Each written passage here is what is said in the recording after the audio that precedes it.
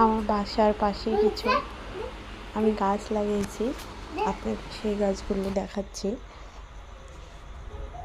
এটা হচ্ছে আনারস গাছ, আজ থেকে 1 বছর আগে লাগাইছি, এখনও ফল আসেনি, তবে ইনশাল্লাহ আসবে মনে হয়। এটা আর একটা ফুলের গাছ। এই সাইডে আছে একটা চন্দ্রমল্লিকা ফুলের গাছ।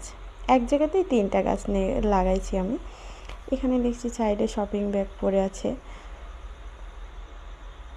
হ্যাঁ, এখানে দেখছি বোতল পড়ে আছে। তারপর সামনে যাচ্ছি, একটু সামনে আবার একটু গাছ লাগাইছি।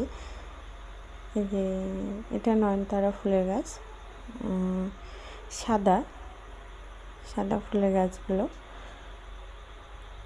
এটা পেঁপে গাছ। পেঁপে গাছে পেঁপে ধরেনি, কিন্তু ফুল আসছে, কিন্তু ফুলগুলো নষ্ট হয়ে যাচ্ছে অতিরিক্ত বৃষ্টি হওয়ার কারণে। হ্যাঁ,